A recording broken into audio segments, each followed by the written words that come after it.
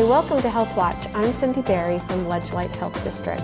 You know, thousands of people fall every day. I know I've fallen many a time. Today we're going to be talking about falls prevention with our Communicable Disease Prevention Supervisor at Ledgelight Health District, Kris Magnussen. Welcome. Hi, thanks. I love talking about Ledgelight Health District programs, and we have never talked about falls prevention, so I'm glad you're here. Thanks, I'm glad to be here and hopefully drum up some interest. I know. So let's talk a little bit about public health nurse, because I get asked questions about that. And how does a public health nurse differ from maybe a nurse that we would see in a doctor's office or at the hospital? Well, for many years I worked clinical and came to Ledgelight about 8 years ago. And the difference really is that as a public health nurse, I'm more concerned about populations and communities as a whole and not individuals. That said, I do have patients that I follow, especially with tuberculosis. Whereas if you work in a hospital or a doctor's office, you're more focused with each patient that you deal with. So in this role, it's kind of fun because I'm dealing more with more global issues. And the term communicable disease, I can barely say it. It's a fancy term for really infectious diseases. So basically, I'm sort of charged with ensuring that there's follow-up with reports that we get from doctors' offices and laboratories and hospitals on anybody that has certain infections. The state of Connecticut requires that they report them to us. I follow up. Some require investigations such as tuberculosis, vaccine-preventable diseases, foodborne illness, and then some really are just maintained for statistical purposes. And in your role as Communicable Disease Supervisor, what kinds of programs do you oversee at Ledgelight? Well, as with most of us in public health, as you well know, we wear many hats. And so when I'm not doing communicable disease, I'm doing emergency preparedness coordination. I'm doing a lot of writing of plans, trainings, doing presentations, basically sort of getting the word out there, what we would do during a public health emergency and what communities can do, and working with our partners. Also, I oversee a Medical Reserve Corps unit, which is a nationwide program. It's a federal program, and health districts in Connecticut tend to house a unit. So in this region, Uncas Health District and Northeast District Department of Health also have a Medical Reserve Corps. It's a little bit of a misnomer because it's not all medical professionals, it's non-medical, and they are charged with being trained and ready to respond to public health emergencies. And so as part of that, we've gotten into falls prevention.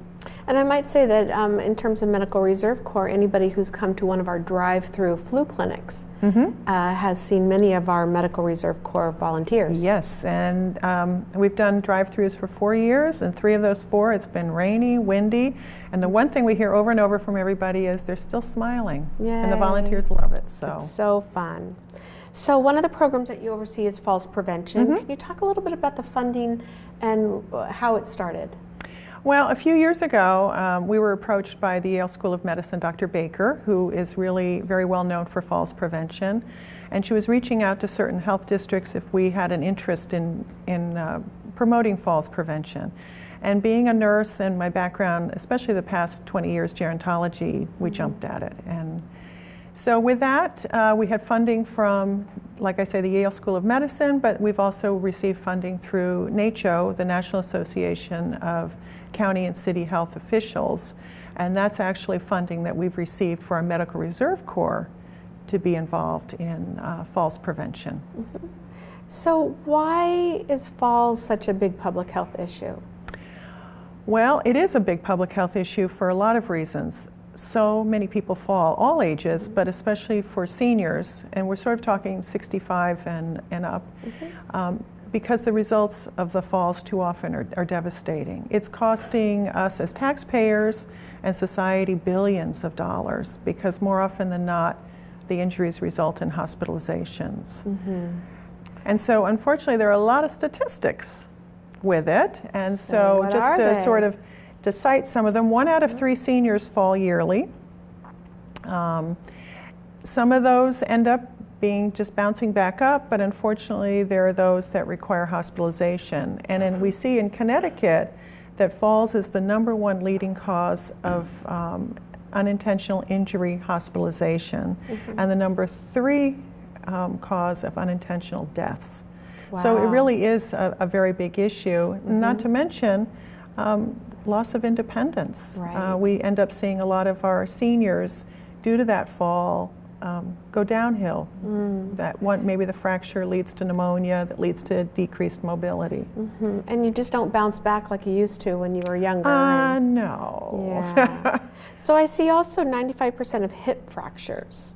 Talk about that, because that's very common. It is. Unfortunately, as we get older, you know, we too often see that our bones are not as strong, and so when we fall, we end up with a fracture. A lot of times we see hip fractures as the most common cause of hospitalizations, but also we see that a lot of times fractured pelvises. And the unfortunate thing with a fractured pelvis is you're not hospitalized for that. There's nothing much you can do but rest for that. So that's a tough issue as a result of a fall that nobody wants any fracture, but especially the pelvis is tough. Yeah. And I know that you've mentioned a few famous people who have fallen that we might not know about. Well, there are a lot of famous folks. I mean, this is a equal opportunist type of issue. Doesn't matter if you're rich, famous, or whatever, it's affected everybody. Queen Elizabeth has fallen, Hillary Clinton fell, had a concussion. John Glenn, years ago, ended up having to cut short his race for Senate because of a fall. Kurt Vonnegut died as a result of a fall. Robert Culp from I Spy died as a result of a fall in his bathroom. The list goes on and on. Wow. So why seniors? Why are seniors so much more at risk? Well, it's called little thing called aging. Yeah. And unfortunately, it affects too often strength, endurance, balance. Too often we see that as we get older, we start to develop certain chronic illnesses. We may have high blood pressure, diabetes, heart disease. Then you have to be put on medications. And we know that if you're on 4 or more medications, that can lead to side effects oftentimes that cause dizziness, and then the person ends up being at risk for falls. I know for myself, my eyesight is not as good as it used to be. So I feel like sometimes I second guess myself how far something is, or especially if it's dark in the evening. Well, vision and hearing are 2 big issues that too often as we get older we really don't want to look into, because we're kind of fearful of maybe being told our vision isn't good and we can't drive. I heard this recently from an ophthalmologist who said this is a big issue. But hearing too, they've discovered, can lead to falls. And too often people don't want to have a hearing aid because they're vain. And so if you have hearing issues, you tend not to pay attention as much as to where you're going, because you're trying to hear what's going on around you. And we didn't talk so much about your coalition, but maybe you can mention some of the coalition members that you have and what kind of concerns around falling they bring to the table when you have these discussions. So with this grant from Yale, we formed a coalition and we reached out to our partners, and we had really an overwhelming response. And so we meet quarterly, and our coalition partners, of course, are the local hospitals, the senior centers, senior housing directors. We have a Denise Knott, a builder who's very involved with our coalition. EMS is extremely involved, because this is a very big issue for EMS, where they are spending a lot of time with calls to pick up people from the floor, which is taking them away maybe from a call where they need to be at. So they've been very involved. So these are our first responders. Yep. They've been extremely involved. They've been at every coalition meeting, and they've actually been working at the state level for permission to have a special forum, so that when they go to pick somebody up, they can have them sign and get permission to call us to come in and help them. We have pharmacists. We have, we have physical therapists. The VNA of Southeast Connecticut's very involved in it, independent therapy. We've got a lot of coalition members, as well as some of our MRC volunteers are very involved too, especially some of our older volunteers, and they have a lot lot to offer. And probably some stories to tell about their own falling and that Well, kind of thing. the last meeting, they kind of told us that maybe we need to put a more positive spin on things and not try to scare everybody. So Yeah, we're that's trying great. to do that. We're realizing that just because we're getting older doesn't mean that that we have to fall, but also importantly is that we all are busy and have things to do. Sure. So we want to focus on that. So we're going to take a break, Kris, and we'll be coming back. We'll talk a little bit about all the activities that you're going to be doing in the community. So stay with us.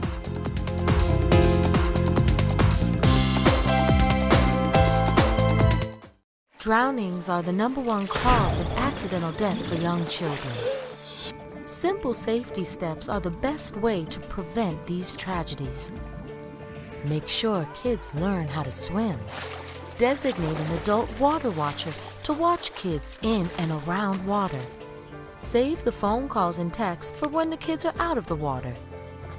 Properly fence all pools with fences at least 4 feet high and with self-closing, self-latching gates. When above-ground pools aren't in use, remove the ladders. When pools aren't in use, cover them. Teach kids to stay away from drains, and if a child is missing, check the pool or spa first. Consider the steps you take, then add a few more, because you never know which pool safety step will save a life, until it does. Simple steps save lives. To learn some new ones, visit poolsafely.gov. If you keep tanning, indoors or out, the effects of harmful rays will show up on your skin. Wrinkles, age spots, and an increased risk of melanoma, the second most common cancer in women 15 to 29. Stop tanning. Time may not be on your side. Learn how to protect your skin at spotskincancer.org. A message from the American Academy of Dermatology.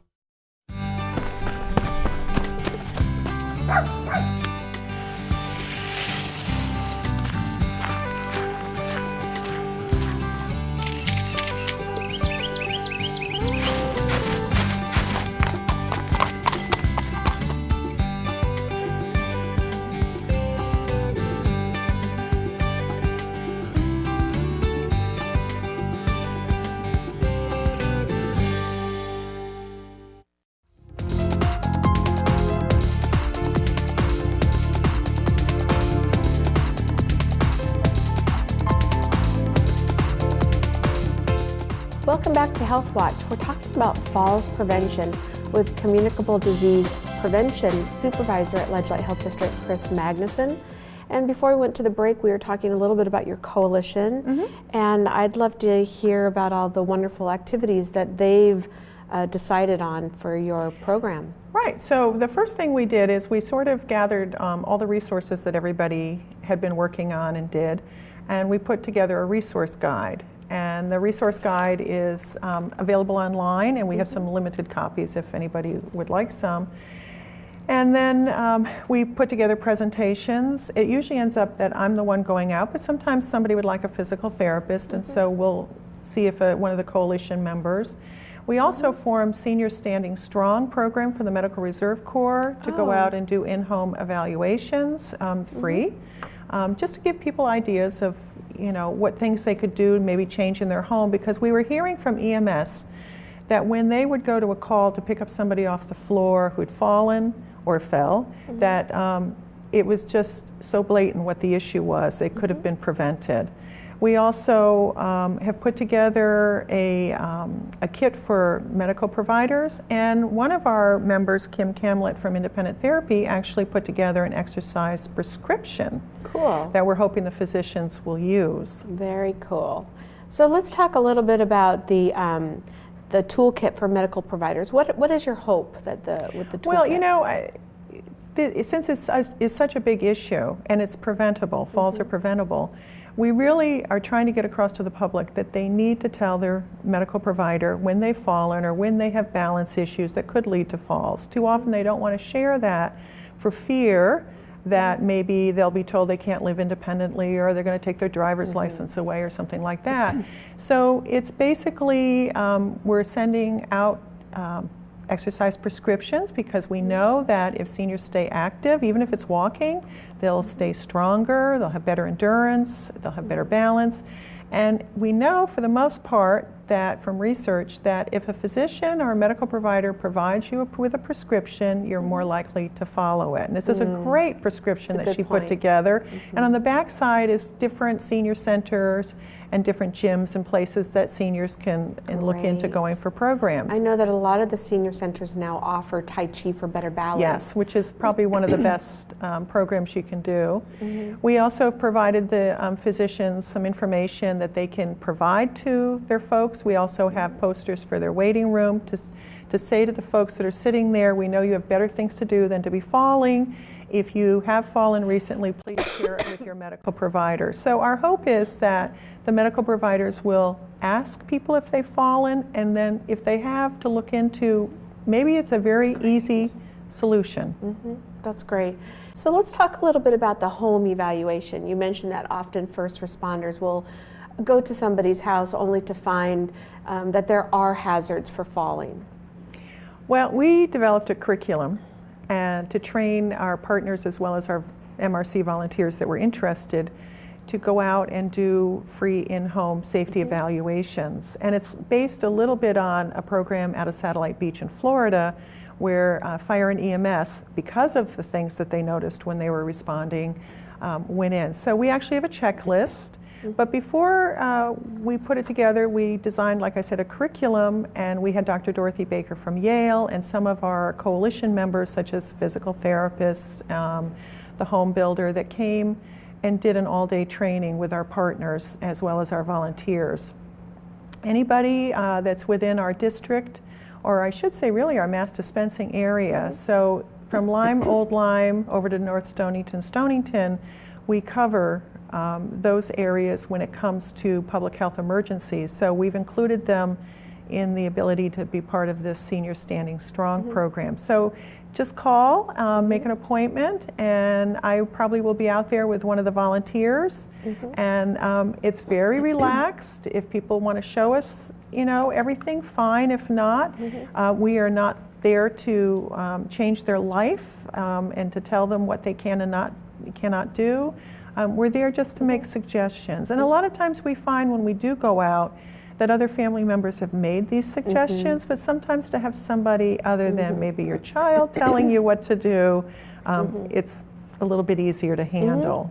And this is a free program. It's free, and when we go out, we provide them with some tools, resource guide and information. We'll talk to them about medications, and we'll provide them with maybe a pill box if they don't have it and why they should do it, and if they don't have a flashlight. So we try to provide them with some of the tools. If they need to have certain things put into place like grab bars and they don't have the funding, then we'll do our best to see if we can't help them with that. That's wonderful. And what are some of the things you're looking for?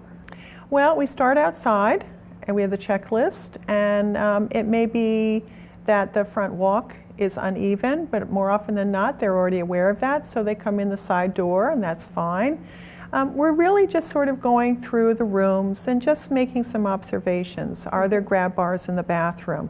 Most falls occur in the home, and the most devastating falls tend to occur in the bathroom because of all the sharp corners. So are there grab bars? How about the tub or the shower? Is there a mat down? We'll even go as far as to maybe recommend a shower head. You have a little more control with the water. You don't have to get scalded. We'll even check the water temperatures, because too often if you get in a shower and it's really hot, you get burned, you could get hurt, or you may jump, fall.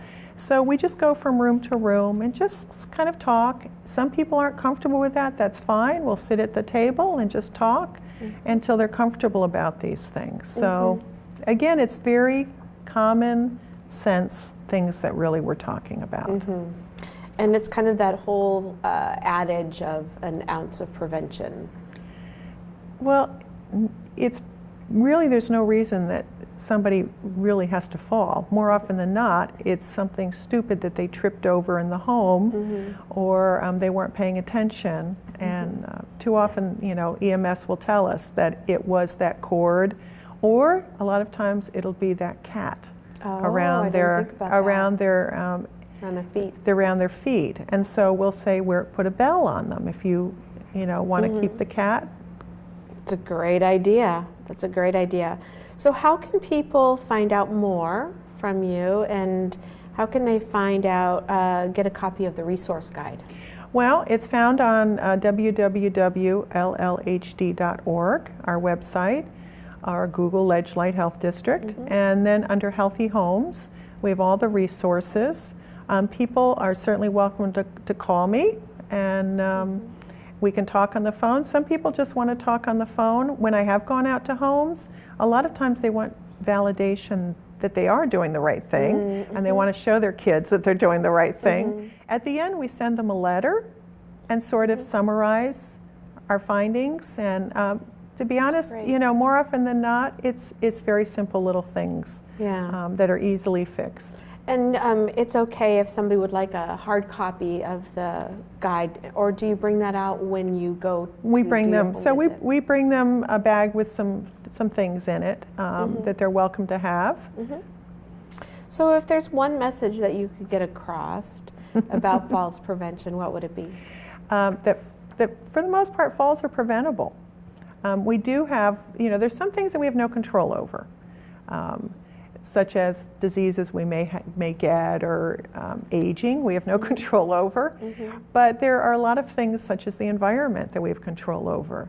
So I would say if the person could just pay attention to their environment, really look around and see what things they could change. When you look at our resource guide, it's divided into 4 sections. The first section is medications. Medications are great, but they're side effects. So it's important to know what you're on. Most of the blood pressure medicines and heart pills, they tend to cause dizziness. So if you know that, don't jump out of bed in the morning. Although most of us, as we get older, can't do that anyways. But sit on the side of the bed, dangle your feet. When you first stand up, let everything equalize. As we get older, our blood vessels aren't as elastic. So it takes a little while longer for blood to get everywhere. So, and we also talk to them about their medications if they would like to, and we always suggest that you talk to your medical provider or pharmacist, because we have a tendency to use a lot of over-the-counter drugs too. They also have side effects.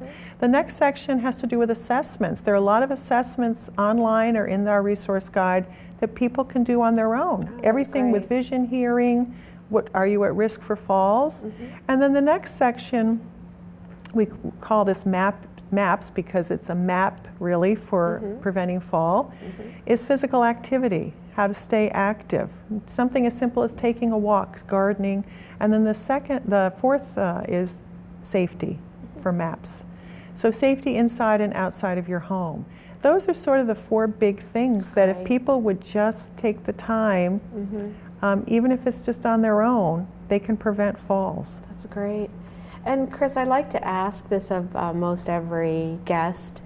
What is really the most rewarding part of being involved in this project for you? Well, I have seen what falls can do personally and professionally. And so to me, it's very rewarding when you go out to talk to somebody who's had a lot of falls, and you check back with them and they haven't had any falls. Now, that's not to say that we made all the difference, but it's gratifying to know that maybe somebody's going to live a little longer and a little more independently on their own. As a nurse, I've seen too many people that have had to enter into a long-term care facility because they lived alone, they fractured their pelvis, they ended up with pneumonia, they became weak, they couldn't go home. And I'm not saying that long-term care is bad, but there's no place like home.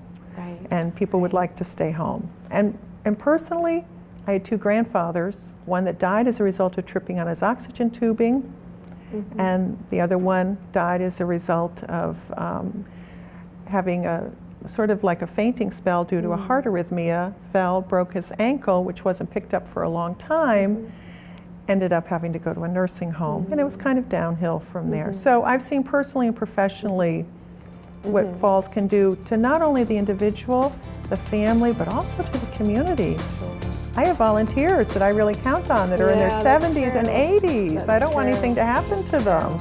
Well, thank you so much for being my guest today. Well, thank you. And I hope somebody calls us. I hope I feel like the Maytag lady. Nobody's called me. I hope that will happen. And if you have more questions for Kris or for us at Ledgelight Health District, please give us a call. I hope you have a great day.